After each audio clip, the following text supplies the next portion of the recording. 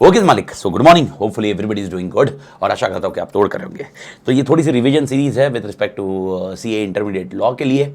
Okay, right now मैं law का chapter 3 कर रहा हूँ। चैप्टर 3 को रिवाइज कर रहा है। जो भी बुक यूज़ कर रहा हूँ मैं, मेरी मेन बुक यूज़ कर रहा हूँ। मेन बुक है क्या, एक्चुअली ये मॉड्यूल का कॉपी है, यानी आप कोई भी बुक यूज़ करें कोई फर्क नहीं पड़ता, बस अपने को आंसर याद रखना है और रिवाइज करना है मालिक। तो एक बार चैप्टर 3 के कौन से सेक्शंस होते हैं ये अपन डिस्कस कर लेते हैं और उसके बाद कंटेंट में जाते हैं। Okay, first point is section 23, जहां पर अपन बात करेंगे okay public offer and private placement के बारे में, यानी एक्चुअली हम लोग सिक्योरिटीज कैसे इशू कर सकते हैं। ओके, सेक्शन 24, क्या सेबी हम पे गमन कर सकता है क्या, जो कि अपने सिलेबस में नहीं है लेकिन जैसे एक कॉन्सेप्ट अपने को ध्यान रखना चाहिए। 25, ओके, अगर कोई हम लोग डीम प्रोस्पेक्टस का कॉन्सेप्ट रख सकते हैं क्या, जहां पर हम लोग क्या डिस्कस करेंगे, जहां पर हम लोग ये देखेंगे कि अपन ने सिक्योरिटी, एक कंपनी है जिन्होंने सिक्योरिटीज इशूइंग हाउस या इशूइंग कंपनी को दी हुई है। ओके, जब वो आगे कोई डॉक्यूमेंट इशू करेंगे उस टाइम पे वो डॉक्यूमेंट को डीम प्रोस्पेक्टस माना जाएगा। 26 इज बेसिकली प्रोस्पेक्टस के अंदर क्या क्या आना चाहिए। 27, अगर अपन ने कोई ऑब्जेक्ट या पर्पस के लिए प्रोस्पेक्टस में मेंशन किया, उसके लिए पैसे लिए, अगर वो पैसे हम किसी और पर्पस के लिए यूज करते हैं, ओके, वो पर्पस के लिए पैसे यूज करने के लिए अपने को क्या कंप्लायंस करने होंगे, सेक्शन 27 बोलता है।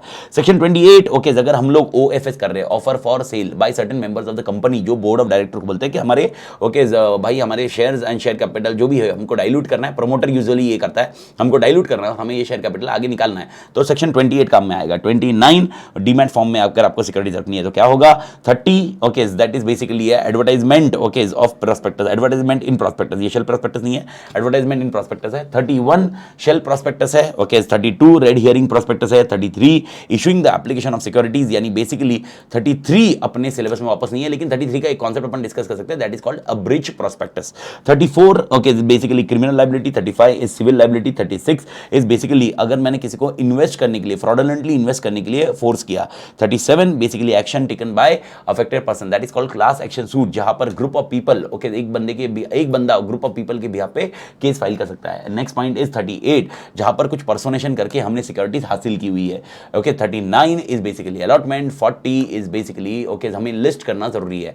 41 जीडीआर अपने सिलेबस में नहीं है and 42 is basically private placement. इस तरह से अपने सारे सेक्शंस अलाइन हैं, सारे सेक्शन के पॉइंट अपन डिस्कस कर लेते हैं, जहां पर अपन बेसिकली देखते हैं इंट्रोडक्शन के बाद आता है ओके, इंट्रोडक्शन से कोई लेना नहीं। सेक्शन 23 क्या बोलता है मालिक। सेक्शन 23 एकदम क्लियरली बोलता है ओके हमारे पास इशू करने के लिए, सिक्योरिटीज इशू करने के लिए हमारे पास दो तरीके हैं। तो पहले डिवाइड करो पब्लिक कंपनी और प्राइवेट कंपनी। अगर पब्लिक कंपनी है तो ये 4 तरीके से इशू कर सकती है सिक्योरिटीज। कौन से 4 तरीके हैं। सबसे पहला है prospectus for public offer, second scenario private placement, उसके बाद है बोनस शेयर, उसके बाद आपके लिए आता है okay with respect to right issues. जब मैं बोल रहा हूं okay with respect to this chapter, हम लोग प्रोस्पेक्टस को डिस्कस करेंगे, हम लोग प्राइवेट प्लेसमेंट को डिस्कस करेंगे। Sir with respect to bonus issue ये चैप्टर 4 में डिस्कस किया जाता है, सेक्शन 63 में। Okay, with respect to right issue, right shares okay ये डिस्कस किया जाता है 62 सेक्शन में, 62(1)(b) के अंदर।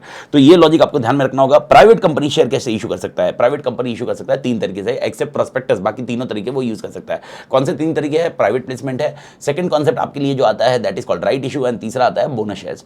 This is how the concept cover. यहां पर ये चैप्टर सिर्फ 2 कॉन्सेप्ट कवर करेगा, एक है प्रोस्पेक्टस और एक है प्राइवेट प्लेसमेंट। भारत माता की जय। ओके, ये ध्यान रखना सेक्शन 23। तो सेक्शन 23 ओके सबसेक्शन 1 अपने क्लोज कर दिया जो पब्लिक कंपनी के लिए, 23 सबसेक्शन 2 हमने क्लोज कर दिया जो कि प्राइवेट कंपनी के लिए है। ओके, इसके बाद अपने लिए जो सिनेरियो डिस्कशन में आता है that is called prospectus. Prospectus मतलब क्या होता है, तो इसका एक बेसिक डेफिनेशन है, अगर आपको मालूम होगा। Prospectus is basically a document जहां पर हम लोग जिसको बोलते हैं कि ये प्रोस्पेक्टस है वो प्रोस्पेक्टस माना जाएगा। रेड हियरिंग प्रोस्पेक्टस को भी प्रोस्पेक्टस माना जाएगा, शेल प्रोस्पेक्टस को भी प्रोस्पेक्टस माना जाएगा, या कोई भी डॉक्यूमेंट, कोई भी नोट्स, कोई भी सर्कुलर या कोई भी एडवर्टाइजमेंट जिसकी वजह से हमें समझ रहा है कि आप ऑफर फॉर सेल कर रहे हो पब्लिक को, that is also called a deemed prospectus. तो यहां नहीं, प्रोस्पेक्टस के लिए एक डॉक्यूमेंट जिसको प्रोस्पेक्टस बोला जा रहा है। Okay, red herring prospectus, shell prospectus section 31, red herring prospectus 32, and उसके अलावा कोई भी नोट्स या सर्कुलर या डॉक्यूमेंट एडवर्टाइजमेंट जिसे हम लोग ये मान रहे हैं कि हम लोग अपनी ओके सिक्योरिटीज पब्लिक को दे रहे हैं इशू करने के लिए, पब्लिक इशू करने के लिए, that is called a prospectus, जिसको हम सेक्शन 25 में भी देखेंगे और सेक्शन 28 में भी देखेंगे। 25 में जो मैंने बोला इशूइंग हाउस कोई चीज इशू करती है। 28 जहां पर कोई प्रमोटर का ग्रुप है या कोई पर्टिकुलर मेंबर्स है जो बोर्ड ऑफ डायरेक्टर को अप्रोच करते हैं कि भाई हमारे सिक्योरिटीज भेज दीजिए। ओके, ये कॉन्सेप्ट होने के बाद हमने हमारे ऊपर सबसे इंपॉर्टेंट पॉइंट आता है matters to be stated in prospectus. Sir कौन सा सेक्शन आ जाता है matters to be stated in prospectus के लिए। सेक्शन 26 काम आता है मालिक। सेक्शन 26 की बात करें तो सेक्शन 26 कैसे काम आता है। सेक्शन 26 के मल्टीपल सबसेक्शन है जो आपको ध्यान रखने हैं। ओके, 26 सबसेक्शन 1 बोलता है प्रोस्पेक्टस के अंदर क्या क्या होना चाहिए। तो मैं आपको बता दूं प्रोस्पेक्टस के अंदर टोटल 5 चीजें होनी चाहिए। सर क्या क्या होनी चाहिए? सबसे पहले प्रोस्पेक्टस डेटेड होना चाहिए, उसके बाद एवरी प्रोस्पेक्टस उसके अंदर क्या होना चाहिए। और याद रखना एक चीज क्लियर कट है, 23(1) में आपने पढ़ लिया प्रोस्पेक्टस कौन इशू कर सकता है? Public company. Private company prospectus issue कर ही नहीं सकती क्योंकि पब्लिक ऑफर दे ही नहीं सकती। बात खत्म। तो ये कॉन्सेप्ट, ये सारे सेक्शंस को इसको एप्लीकेबल है। ओके, पब्लिक कंपनी को। तो यहां पर पब्लिक कंपनी का पॉइंट है प्रोस्पेक्टस क्या होना चाहिए? डेटेड होना चाहिए, वो साइन होना चाहिए, उसके अंदर कोई इंफॉर्मेशन होनी चाहिए और रिपोर्ट्स होनी चाहिए ऑन फाइनेंशियल इंफॉर्मेशन जो सेबी और सीजी बताएगा। तो पहले पॉइंट ये 4 चीजें याद रखिए। प्रोस्पेक्टस कैसा होना चाहिए? डेट होना चाहिए, साइन होना चाहिए, इंफॉर्मेशन होनी चाहिए, रिपोर्ट्स होनी चाहिए। कौन बताएगा? सेबी और कंसल्टेशन विद सीजी। लेकिन एक प्रोवाइजो दिया हुआ है, अगर आपको याद है तो प्रोवाइजो के अंदर ऐसा लिखा हुआ है कि जब तक सेबी और कंसल्टेशन विद सीजी जब तक ये कोई इंफॉर्मेशन या रिपोर्ट्स नहीं बताता तब तक सेबी के जो एक्ट और रेगुलेशन के हिसाब से जो रिपोर्ट्स है वो रिपोर्ट्स आपको प्रोस्पेक्टस में डालनी होगी। इसके अलावा और एक कॉन्सेप्ट है, प्रोस्पेक्टस के अंदर एक डिक्लेरेशन होना चाहिए। सर डिक्लेरेशन क्या होगा? कि हमने कंप्लायंस किए हुए सारे कंपनीज एक्ट के सेक्शन के। ओके, और हम कंप्लायंस कर रहे हैं खाली कंपनीज एक्ट का नहीं, हम कंप्लायंस कर रहे हैं सेक्रा का और सेबी का भी। तो 3 चीजों के कंप्लायंस कर रहे हो आप। ओके, कंपनी एक्ट का, सेक्रा का और सेबी का। तो ये 3 चीजों का डिक्लेरेशन आपको देना जरूरी है। इस तरह से आपका पहला कॉन्सेप्ट खत्म होता है, that is called section 23 subsection 1। तो 23 सबसेक्शन 1 क्या बोलता है? प्रोस्पेक्टस का कंटेंट। यानी अगर आपको कभी भी एग्जामिनेशन में क्वेश्चन आया प्रोस्पेक्टस का कंटेंट बताइए, 23 सबसेक्शन 1 को यूज करिए and that is how the answer comes into picture. 5 point आपको ध्यान रखने हैं। डेटेड होना चाहिए, साइन होना चाहिए, इंफॉर्मेशन होनी चाहिए, रिपोर्ट होनी चाहिए और डिक्लेरेशन होना चाहिए। ओके, बस आपको ये सवाल भी आ सकता है इसमें से सेपरेट इंफॉर्मेशन रिपोर्ट कौन सी होनी चाहिए। तो याद रखना आपको इधर इंफॉर्मेशन रिपोर्ट कौन सी होनी चाहिए लिखना नहीं है, इंफॉर्मेशन रिपोर्ट कौन सी होनी चाहिए आपको सिर्फ ये लिखना है कि सेबी और सीजी के कंसल्टेशन में बताया जाएगा। जब तक सेबी और सीजी के कंसल्टेशन में बताया नहीं गया, सेबी एक्ट और रेगुलेशन के हिसाब से जो रिपोर्ट्स डालनी चाहिए वो आपको डालनी पड़ेगी। उसके बाद आता है सबसेक्शन 2। ओके, यानी 26 सबसेक्शन 2। ये क्या बोलते हैं? 26 सबसेक्शन 2 बोलता है अगर आप प्रोस्पेक्टस एग्जिस्टिंग मेंबर्स को, एग्जिस्टिंग शेयर होल्डर को इशू कर रहे हो या मतलब कोई डॉक्यूमेंट आप कोई शेयर इशू कर रहे हो वो एग्जिस्टिंग शेयर होल्डर को इशू कर रहे हो या आप existing class of share issue कर रहे हो, यानी 2 चीजें, एग्जिस्टिंग शेयर होल्डर को इशू कर रहे हो, एग्जिस्टिंग क्लास ऑफ शेयर्स वापस इशू कर रहे हो जो ऑलरेडी लिस्टेड है। तो इस केस में आपको 26(1) को कंप्लाई करने की जरूरत नहीं है। मैं वापस बोल रहा हूं 26 को कंप्लाई करने की जरूरत नहीं है, ऐसा नहीं बोला गया। 26(1) को कंप्लाई करने की जरूरत नहीं है, यानी आपको रिपोर्ट इंफॉर्मेशन का कंप्लायंस ओके आप स्किप कर सकते हो, दैट इज योर सबसेक्शन 2। तो 26 सबसेक्शन 2 क्या बोलता है? 26 सबसेक्शन 2 बोलता है अगर आप existing class of shares issue कर रहे हो जो ऑलरेडी लिस्टेड है या एग्जिस्टिंग शेयर होल्डर को इशू कर रहे हो तो 26(1) मत लगाना। लेकिन याद रखना, तो यानी एग्जांपल अगर मैं एग्जिस्टिंग शेयर होल्डर को कुछ इशू कर रहा हूं, वो डॉक्यूमेंट इशू कर रहा हूं, वो प्रोस्पेक्टस माना जाएगा, लेकिन उसके लिए 26(1) का कंप्लायंस नहीं करना है, लेकिन 26(4) ओके 26(5) ये कंप्लायंसेस करने पड़ेंगे। That is what exactly we need to understand. Okay, 26(4) is basically ROC को देना है, 26(5) बेसिकली एक्सपर्ट का स्टेटमेंट डालना है। ये पॉइंट आपको कंप्लाई करना पड़ेगा, that what you need to take care. 26(1) खाली काम नहीं आएगा। भारत माता की जय। समझ में आया मालिक? ये होने के बाद आता है सबसेक्शन 3। सबसेक्शन 3 बोलता है आप प्रोस्पेक्टस में आप जब 26(1) का कंप्लायंस करोगे, लेकिन ऐसा हो सकता है आप प्रोस्पेक्टस अवॉइड करो और खाली फॉर्म ऑफ एप्लीकेशन दो। सर क्या होता है फॉर्म ऑफ एप्लीकेशन? मतलब एप्लीकेशन फॉर्म। ऐसा हो सकता है आप खाली फॉर्म ऑफ एप्लीकेशन इशू करो और सामने वाले को बोलो सर मैंने प्रोस्पेक्टस इशू ही नहीं किया, तो 26 का कंप्लायंस क्यों करने की जरूरत है? ओके, सो आपको ये बताते हैं सबसेक्शन 3 में, 26 सबसेक्शन 3 में कि भाई आपको ये ध्यान रखना होगा, आपको फॉर्म ऑफ एप्लीकेशन में भी 26(1) को कंप्लाई करना पड़ेगा। फॉर्म ऑफ एप्लीकेशन में भी 26(1) को कंप्लाई करना पड़ेगा। आत्मा समझ में आया? फॉर्म ऑफ एप्लीकेशन में भी 26(1) को कंप्लाई करना पड़ेगा। लेकिन अगर form of application existing share holder को दिया है या एग्जिस्टिंग क्लास ऑफ शेयर्स के लिए दिया हुआ है तो उसमें 26(1) आप उड़ा सकते हो क्योंकि वो ऑलरेडी सबसेक्शन 2 में कवर हो गया है। तो आप एक चीज याद रखिए, एग्जिस्टिंग शेयर होल्डर या एग्जिस्टिंग क्लास ऑफ शेयर्स ये इशू कर रहे हैं तो 26(1) आपको काम ही नहीं आने वाला। इवन यू इशू प्रोस्पेक्टस और you issue form of application. ये होने के बाद आपके सबसे इंपॉर्टेंट पॉइंट आता है 26(4). 26(4) क्या बोलता है? 26(4) बोलता है जब भी आप प्रोस्पेक्टस इशू करो तो सबसे पहले आरओसी को दो। सर कब तक आरओसी को देना जरूरी है? ओके, इशू करने के पहले। ओके, ये कॉन्सेप्ट इशू करने के पहले वर्डिंग यूज नहीं की हुई है। क्या यूज किया है? Date of publication. जो भी डेट ऑफ पब्लिकेशन है उस डेट पे या उसके पहले आपको आरओसी को देना है। Okay, and it should be signed by every director or proposed director or authorized attorney. ये पॉइंट आप ध्यान रखना। ओके, सो यानी बहुत इंपॉर्टेंट पॉइंट है। Okay, internet company unless okay on और before of date of publication. समझ में आ रहा है? कोई भी प्रोस्पेक्टस बाहर नहीं दिया जा सकता जब तक आप उसको आरओसी को नहीं देते। सर आरओसी को कब तक देना है? ये ध्यान रखना, ऑन और बिफोर डेट ऑफ पब्लिकेशन। ये होने के बाद 26(5) सबसे इंपॉर्टेंट पॉइंट आता है जहां पर प्रोस्पेक्टस के अंदर एक्सपर्ट का स्टेटमेंट होना जरूरी है। अब सवाल आता है सर एक्सपर्ट का स्टेटमेंट मतलब क्या? एक्सपर्ट का स्टेटमेंट मतलब लॉजिकली जो फाइनेंशियल इंफॉर्मेशन है या कुछ पॉइंट है तो उसके अंदर कुछ एक्सपर्ट के कंटेंट लगते हैं, एक्सपर्ट की साइन लगती है। 26(5) बोलता है एक्सपर्ट का कंटेंट, कंसेंट, एक्सपर्ट का जो स्टेटमेंट है वो आप प्रोस्पेक्टस में कब डाल सकते हो। ओके, वहां पर कंडीशन दी हुई है 5 कंडीशन। सर 5 कंडीशन कौन सी है? 5 कंडीशन एकदम सिंपल लॉजिक रखना। सबसे पहला पॉइंट, एक्सपर्ट प्रमोशन में इन्वॉल्व नहीं होना चाहिए, एक्सपर्ट मैनेजमेंट में इन्वॉल्व नहीं होना चाहिए, एक्सपर्ट ऑल टुगेदर फॉर्मेशन में इन्वॉल्व नहीं होना चाहिए। पहले तीन चीजें याद रखना, प्रमोशन, फॉर्मेशन, मैनेजमेंट, ये तीन में इन्वॉल्व नहीं होना चाहिए। एक्सपर्ट जो भी है वो interested promotion, formation and management में नहीं होना चाहिए। फोर्थ पॉइंट, उसने अपना कंसेंट दिया होना चाहिए। एंड पांचों पॉइंट, उसने अपना कंसेंट विड्रॉ नहीं करना चाहिए before sending the prospectus to ROC.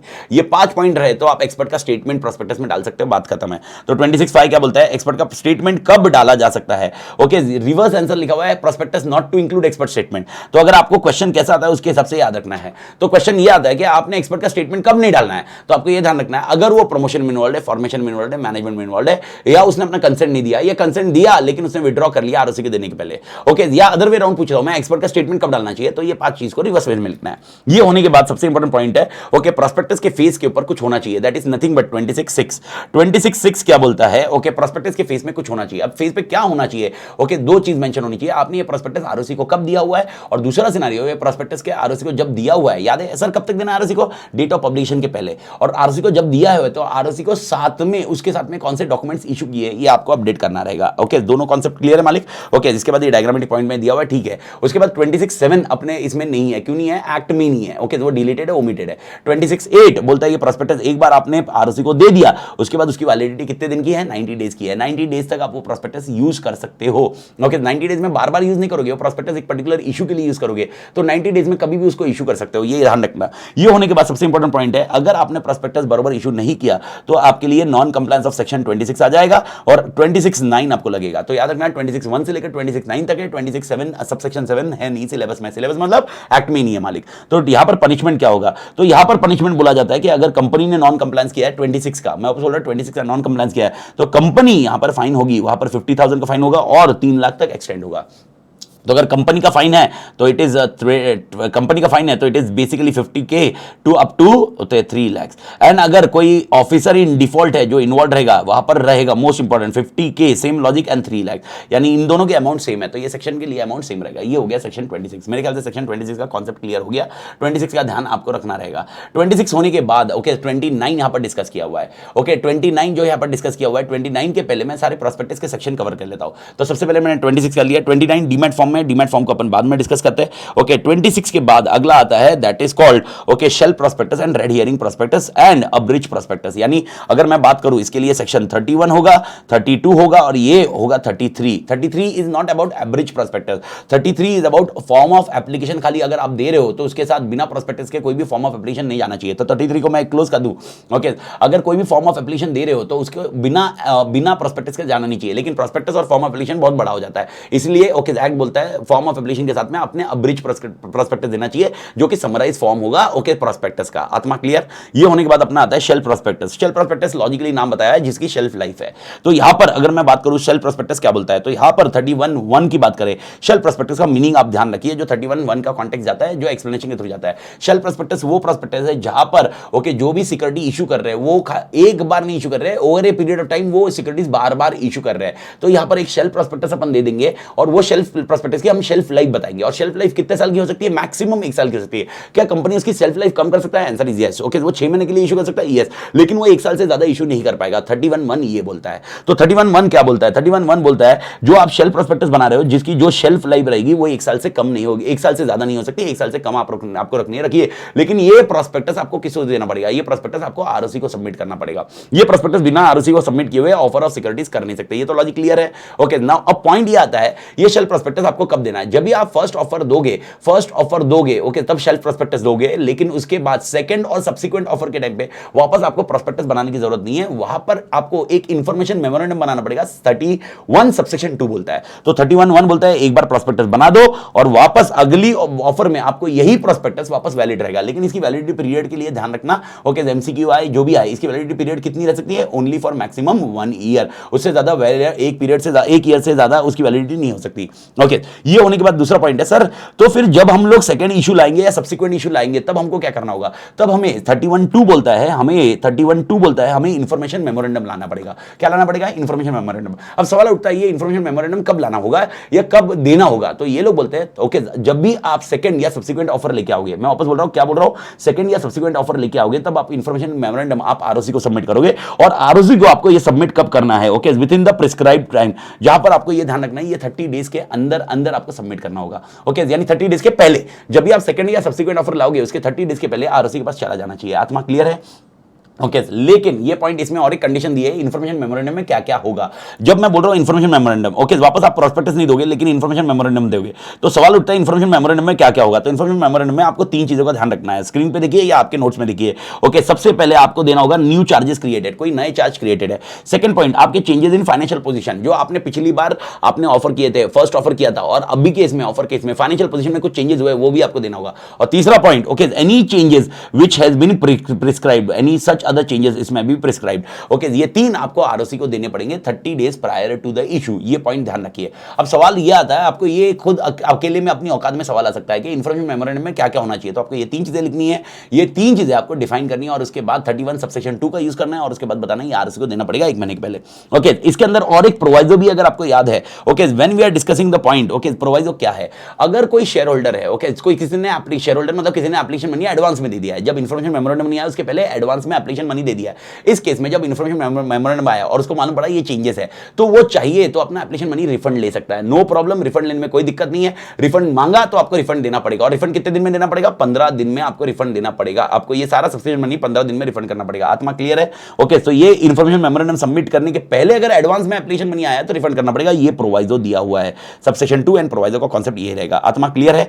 Okay, और ये ध्यान रखना जो मैंने आपको बता दिया है, ओके 1 मंथ प्रायर आपको इशू के प्रोस्पेक्टस आपको आरओसी को देना पड़ेगा, और प्रोस्पेक्टस नहीं इन्फॉर्मेशन मेमोरेंडम आरओसी को देना पड़ेगा। 30 डेज बोल रहा था मैं, 1 मंथ का कॉन्सेप्ट ध्यान रखना, 1 month prior to okay second और सब्सिक्वेंट इशू, आपको ये ध्यान रखना पड़ेगा। ओके, और तीसरा कॉन्सेप्ट एकदम सिंपल है, ओके इन्फॉर्मेशन मेमोरेंडम और शेल प्रोस्पेक्टस ये दोनों मिलके आपका क्या प्रोस्पेक्टस बन जाएगा? ये डीम्ड प्रोस्पेक्टस बन जाएगा। That's it, section 31 clear. तो 31 की कहानी में अगर आप देखोगे, ओके 31(1) है, 31(2) है, 31(3) है।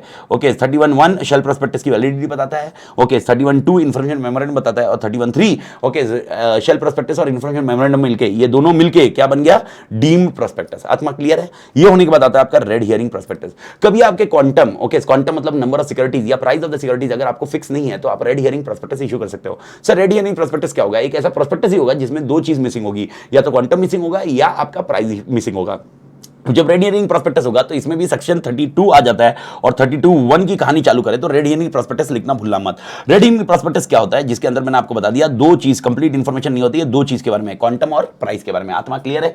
रेड हियरिंग प्रोस्पेक्टस कब इशू करना है? प्रोस्पेक्टस इशू करने के पहले, ऑफर ऑफ सिक्योरिटीज इशू करने के पहले। सर क्या आरओसी को देना पड़ेगा? Answer is yes. आरओसी को कब देना होगा? यहां पर 3 days prior to the issue. आपको ये ध्यान रखना होगा, ये जो भी इशू किए जाएंगे ओके ये आपको आरओसी को देना पड़ेगा एटलीस्ट 3 डे प्रायर। सर क्या मैं ज्यादा दिन पहले दे सकता हूं? Answer is yes. 1 मंथ पहले दे सकता हूं? यस, कोई प्रॉब्लम नहीं है, लेकिन at least 3 days prior to the opening of subscription list आपको देना पड़ेगा आरओसी को। ये रेड हियरिंग प्रोस्पेक्टस माना जाएगा। सर मैं नॉर्मल प्रोस्पेक्टस कितने दिन में देता हूं? कितने दिन का कॉन्सेप्ट नहीं है, वो डेट ऑफ पब्लिकेशन यानी डेट ऑफ प्रोस्पेक्टस उस दिन या उसके पहले आपको आरओसी को देना है। यहां पर 3 डेज प्रायर टू देना है। ओके, ये पॉइंट ध्यान रखिए। सर इसके बाद प्रोस्पेक्टस, रेड हियरिंग प्रोस्पेक्टस जो होगा उसके अंदर आपका क्वांटम मिसिंग है, आपकी प्राइस मिसिंग है, इस केस में आपके लिए क्या होगा? इसका मतलब क्या वो प्रोस्पेक्टस माना नहीं जाएगा? नहीं, वो पूरा प्रोस्पेक्टस ही माना जाएगा। सिर्फ 2 चीज मिसिंग है, इसके लिए कोई दिक्कत नहीं है, लेकिन वो पूरा प्रोस्पेक्टस माना जाएगा। यानी इसके अंदर सारे ऑब्लिगेशंस होंगे जो सेक्शन 26 को कंप्लाई करने हैं। यानी रेड हियरिंग प्रोस्पेक्टस में से सेक्शन 26 को कोई भी आप इग्नोर करोगे नहीं।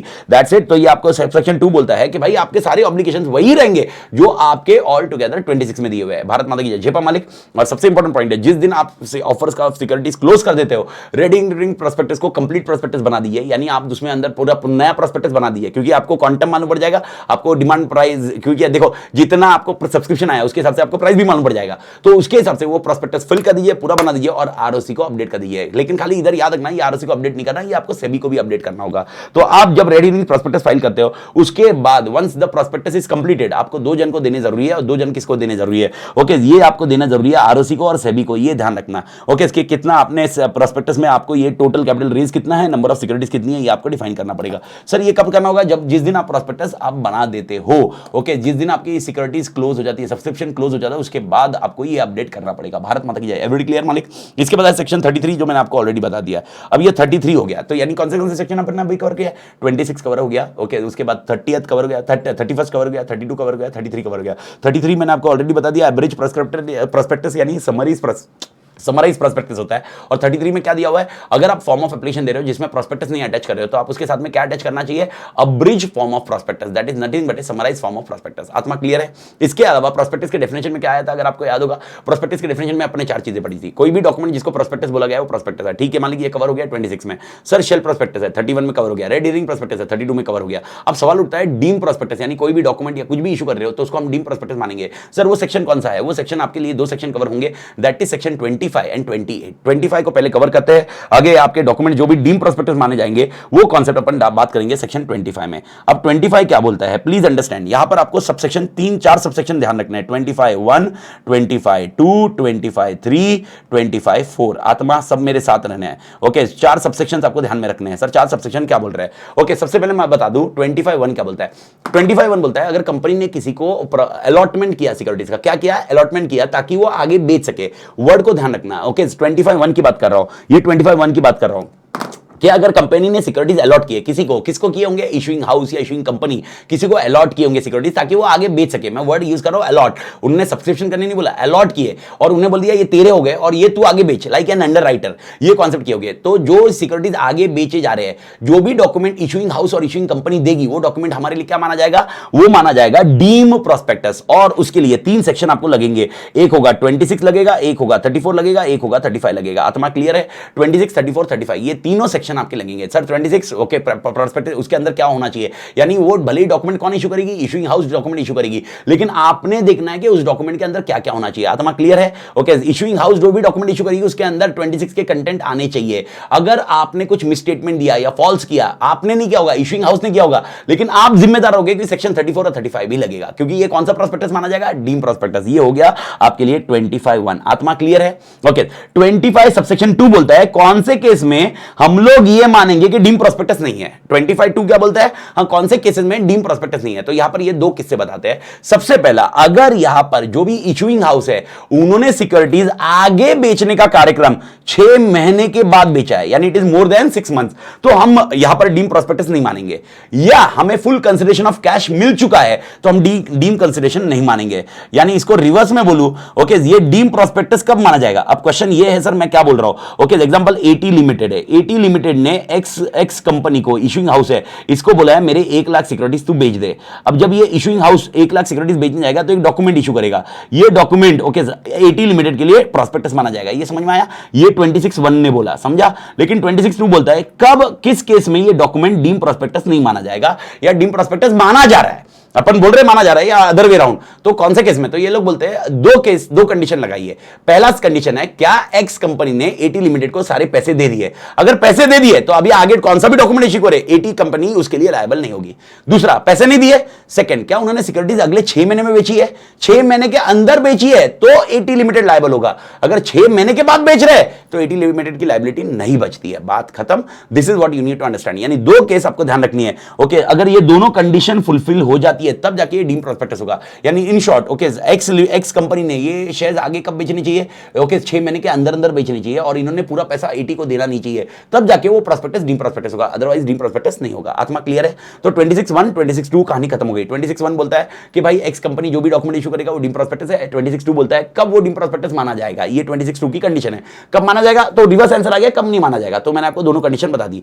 26(3), 26(4) क्या है, ओके 26(1) से रिलेटेड है। 26(1) क्या बोलता है, 26(1) क्या बोलता है, ओके, जो भी एक्स कंपनी यानी इशूइंग हाउस है जो भी डॉक्यूमेंट इशू करेगा वो क्या माना जाएगा, डीम प्रोस्पेक्टस माना जाएगा मालिक। उस केस में ओके वहां पर कौन सा सेक्शन एप्लीकेबल होगा, 26 एप्लीकेबल होगा ना। मैंने आपको बताया ना 3 सेक्शन लग जाएंगे इस पर्टिकुलर डॉक्यूमेंट को। 3 सेक्शन कौन सा है, 26 है, 34 है, 35 है। ये लोग बोलते हैं 26 लगेगा, लेकिन सबसेक्शन 3 और सबसेक्शन 4 में हम लोग जो बोल रहे हैं ना वो एक्सक्लूड करके या वो एक्सेप्शन में से आपको लगाना होगा। यानी 26 एज इट लगेगा, लेकिन सबसेक्शन 3 आगे वाला सबसेक्शन 3 25 सबसेक्शन 3 25 सबसेक्शन 4 जो बोल रहा है वो उसको एक्सेप्शनली उसको कवर करना होगा। उसको एक्सेप्शनली कवर क्या करना होगा, एग्जांपल ओके 26 लगाइए। लेकिन अब मेरे को बताओ प्रोस्पेक्टस अगर मैं बोलूं matters to be stated in prospectus क्या आएगा, तो आपका आंसर क्या होगा, matters to be stated in prospectus क्या आएगा, आपका आंसर आ जाएगा सर वो 5 कंटेंट है, डेट होना चाहिए, साइन होना चाहिए, ओके इंफॉर्मेशन होनी चाहिए, रिपोर्ट्स होनी चाहिए, ओके उसके अलावा डिक्लेरेशन होना चाहिए, याद है ना मालिक। इसके अलावा सबसेक्शन 3 कौन 25 सबसेक्शन 3 बोलता है है ओके अगर ये डीम प्रोस्पेक्टस है यानी इस केस का इशूइंग हाउस का है उस केस में आपको ये तीन पॉइंट ये 2 पॉइंट और ये 3 पॉइंट भी एडिशनली इंक्लूड करने पड़ेंगे। यानी 26 में ये लिखा नहीं है क्योंकि उधर इशूइंग हाउस का कॉन्सेप्ट ही नहीं है। तो अगर इशूइंग हाउस है तो आपको ये 3 चीजें कवर करनी पड़ेगी। सर कौन सी चीजें कवर करनी पड़ेगी? सबसे पहला है नेट अमाउंट कितना कंसिडरेशन रिसीव हुआ है, किससे मिला है, एक्स कंपनी से कितना कंसिडरेशन मिला हुआ है। सेकंड सिनेरियो कौन से टाइम पे कौन से प्लेस पे ओके ये अलॉट किया गया है, कहां पर ये जो अलॉट किया आपने अलॉट किया हुआ है तो इसका जो कॉन्ट्रैक्ट है वो कौन से टाइम पे कौन से प्लेस पे हमें देखने को मिलेगा। एंड तीसरा सिनेरियो ओके जो जब ये अलॉट किए थे एक्स कंपनी को इशूइंग हाउस को उस टाइम पे वो टाइम पे डायरेक्टर्स कौन थे ओके जिनका नाम प्रोस्पेक्टस में दिया गया था एज ए डायरेक्टर्स वो देखना है आपको। तो 3 चीजें आपको 26 यानी आपको समझ में आया ओके यानी 25 बोलता है डीम प्रोस्पेक्टस है ओके 25(1) बोलता है डीम प्रोस्पेक्टस है 25(2) बोलता है कब डीम प्रोस्पेक्टस माना जाएगा 25(3) बोलता है अगर डीम प्रोस्पेक्टस है ना तो 26 यूज करोगे साथ में ये एक्सेप्शन मतलब ये अलग से चीजें भी आप उसमें इंक्लूड करना भले 26 में नहीं बताइए लेकिन 25(3) बोल रहा है इसको भी आपको लेना होगा 26 के साथ में। आत्मा क्लियर?